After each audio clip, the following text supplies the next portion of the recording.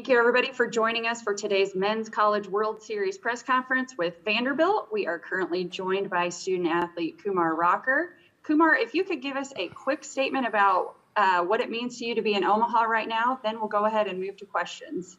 It's something you play for at the start of the year, and a young group of guys this year. It's special to be here. Thank you so much. For media, if you do have questions, please go ahead and use the raise hand function. We'll get to as many as we can. Let's go first to Robbie. Robbie, once you're unmuted, please identify yourself by your full name and affiliation.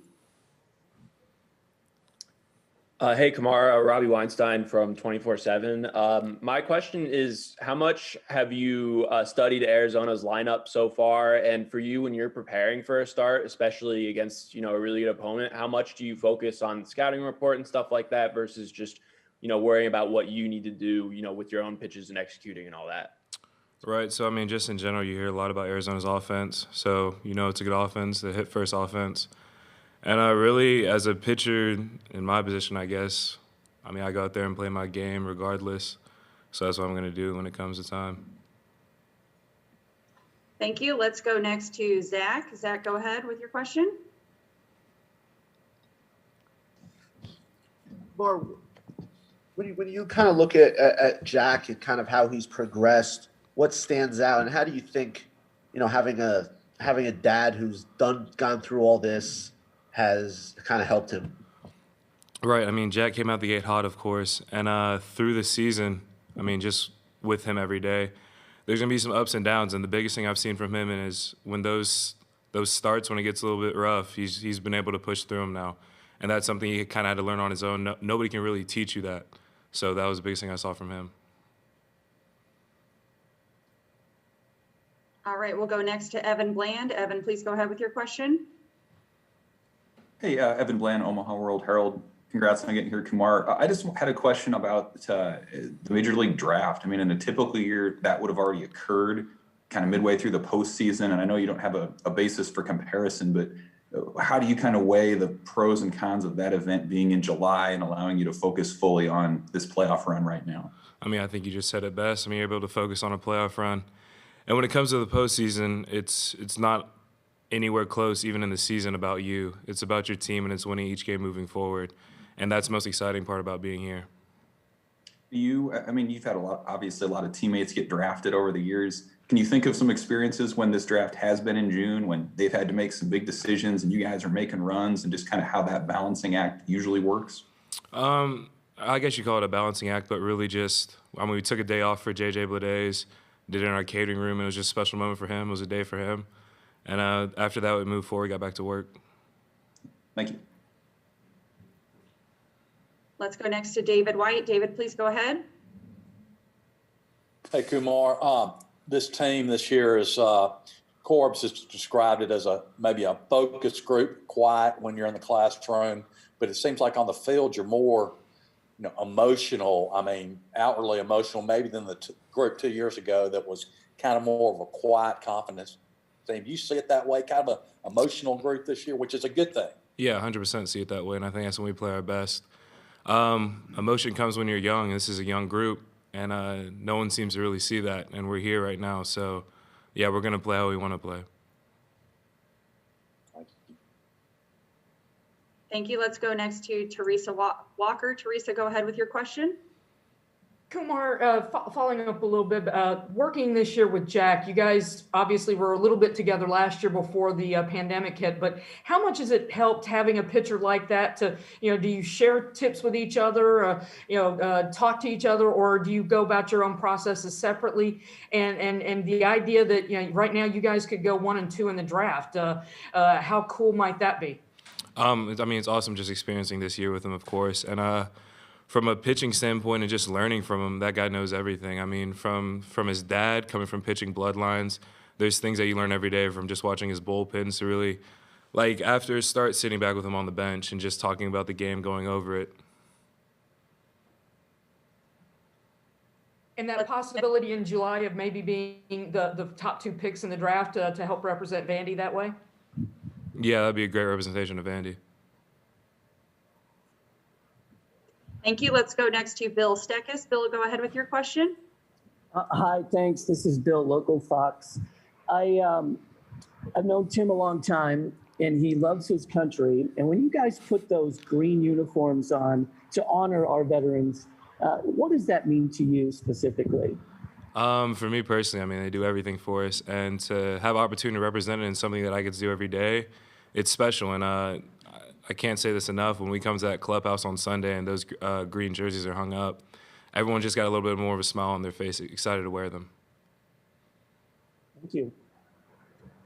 Thank you. Let's go to a follow-up from David. David, go ahead.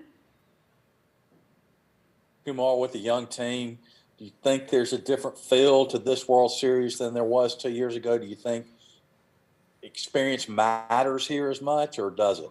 No, I think 100% matters. But with this team, like someone mentioned, I mean, the emotion, once these kids get a grasp on that and move forward and play with it, I think the best version of themselves is going to come out. Thank you.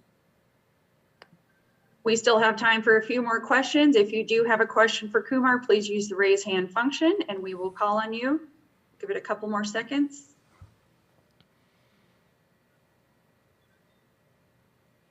And it looks like there are no additional questions. So Kumar, we really appreciate you taking time today to speak with us.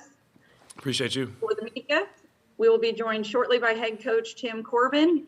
Just hang tight. If you do have a question for Coach Corbin, feel free to go ahead and raise your hand now.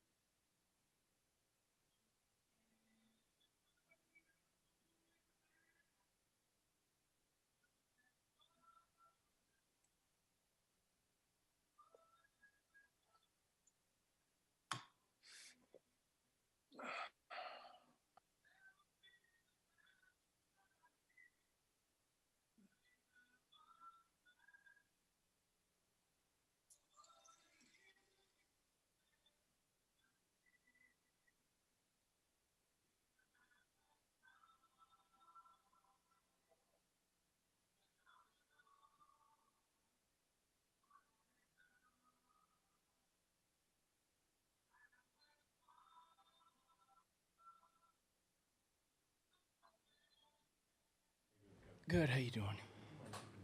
Yeah.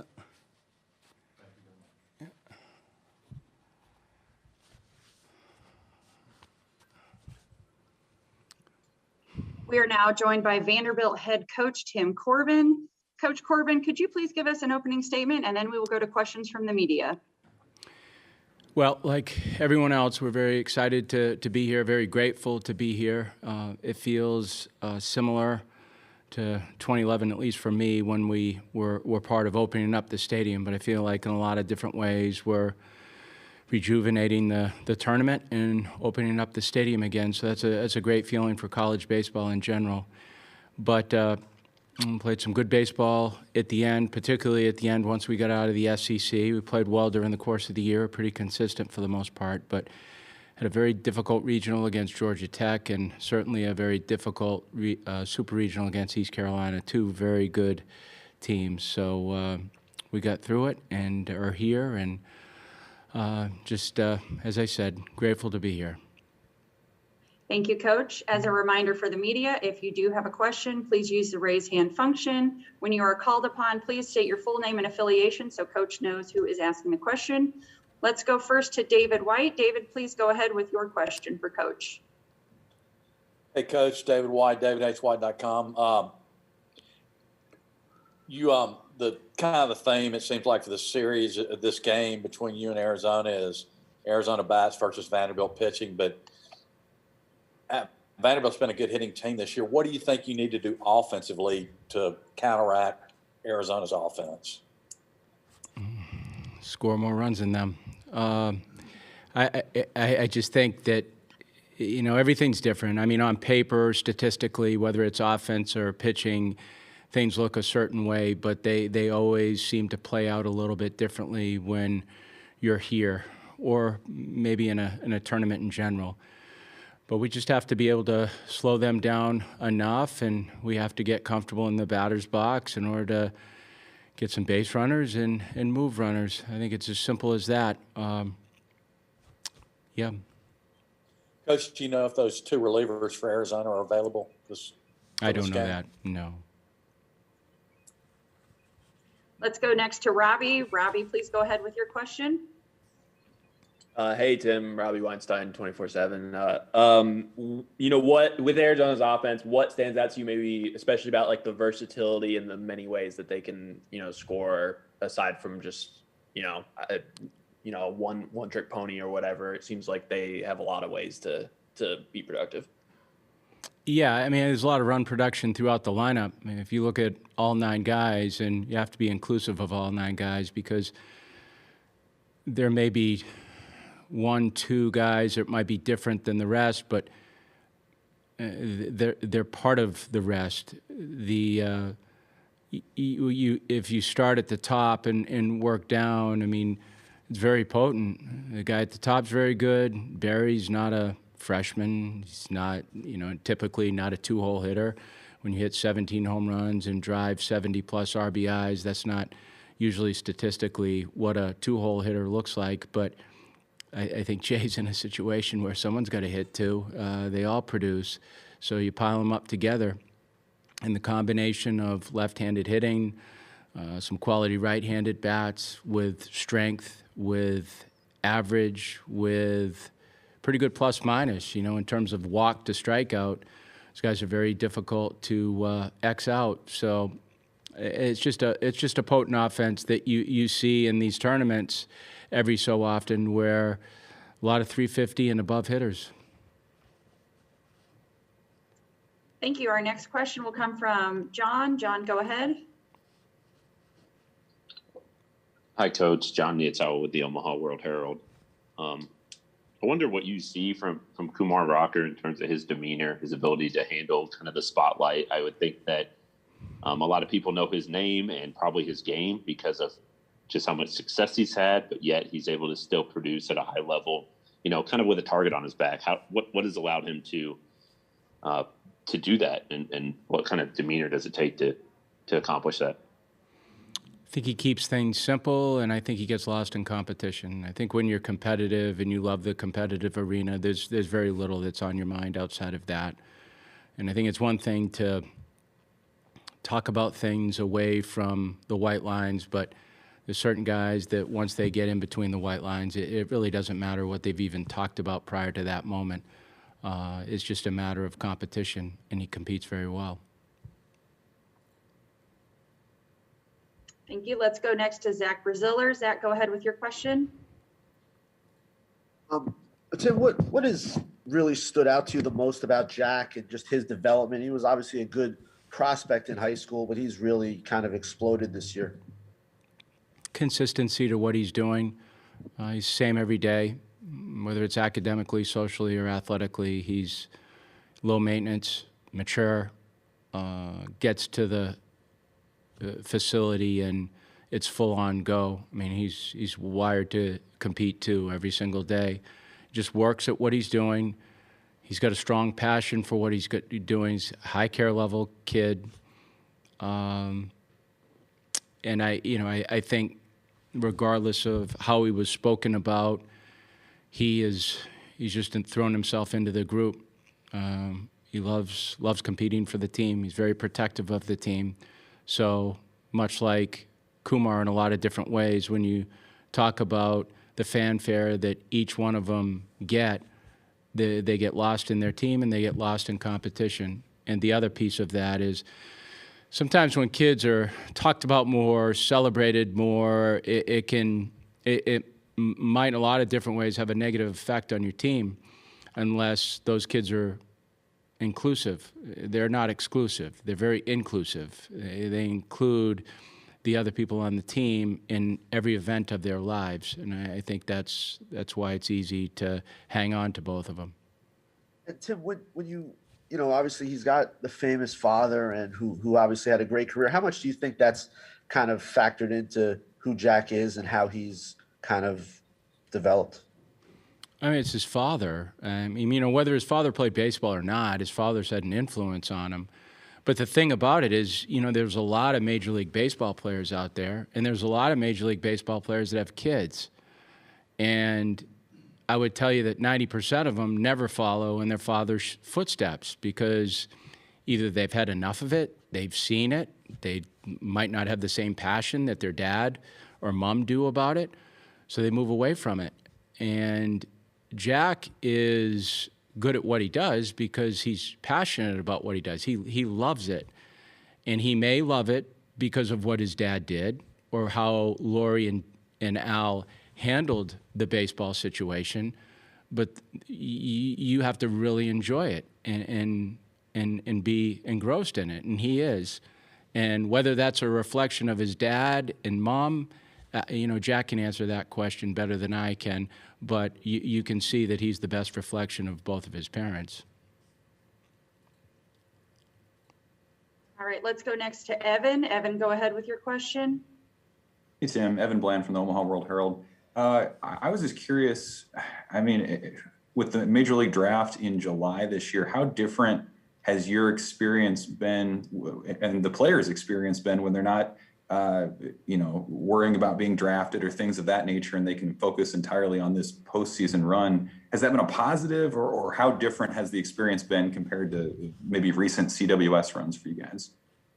Yeah, it's very much a positive for the kids. You just don't want kids conflicted or split. That's not fair. That's not fair to kids in general, and no fault to anyone. It's just what it was. But it's not fair to a kid. It's not fair to the team that he's on, because that is a big day for a lot of kids. And the fact that they have to share mental interests with what they're going to do on the field versus what my future looks like, that's not what we should be doing to an 18, 19, 20, 21-year-old kid. They should be able to compartmentalize what they're doing and pay attention to what they're doing. I mean, it's a team event. This is one of the greatest things they'll ever do. And that is even if they get to the big leagues.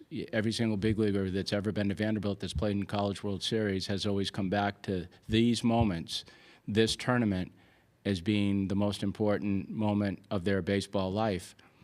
And to have those interests split doesn't serve the kid or team very well. So it's a lot different just because you don't have to contend with it. Can you share maybe an example or two over the years where, you know, a guy gets drafted and it's between maybe regionals and supers, or just kind of a situation where someone was maybe put in a tough spot, kind of like you're talking about, where they were conflicted? Super regional, 2015 at Illinois. We get done playing, and 5 minutes later, we're on the third base line celebrating Dansby Swanson getting picked first on a phone. That's different. Yeah. Thank you. Mm-hmm. All right, we'll go next to Stephen Thompson. Stephen, go ahead with your question. Hey, Coach. I was wondering if you could talk a little about Troy Lenev, you know, what he did to earn some more playing time under the end, towards the end of the year, and what he's brought to your team so far. Troy Lenev? Yes, yeah. What do you do to earn more playing time? Yeah, it seemed like he got some more starts and some more at-bats in the month of May. Yeah, he just played better. You play better, you get an opportunity to play. You don't play better, then someone else can play better and they'll play in front of you. He just played better. And that's really what it comes down to. It's kind of a simple thing, but the reason he did play better is because he stayed consistent with his investment habits, and he never went in a different direction. He never allowed not traveling on a couple initial trips move him in a direction of negativism. He just always stayed positive. He stayed very consistent. He's a mature kid. It took him a little bit of time, but you know, I'm happy for him. I'm happy for him because that's a good example of what happens when you really pay attention to what you're doing and you don't look to the left, don't look to the right. You stay in your lane and do the best you can and understand that at some point in time things will work out, but it's not on your watch. It doesn't happen at the speed or rate that you want it to happen. It never does. It happens completely different. And he bought into that, and he's earned that right to be on the field. Thank you. Our next question will be from Bill Stekis. Bill, go ahead with your question. Yeah, Tim, a few years ago, you wore those red, white, and blue uniforms every Sunday to honor our heroes. So I'm just wondering, when did you switch to the green? And your players really respond to that. It's important to honor our heroes. And what does that mean to you? Well, it means a great deal because I didn't want to produce a uniform that was just gimmicky or different. I wanted it to have meaning, and every single color on that uniform, that green uniform, has meaning. It has meaning for the country. It's representative of the country. It's representative of service in general, not just soldiers, but service in general.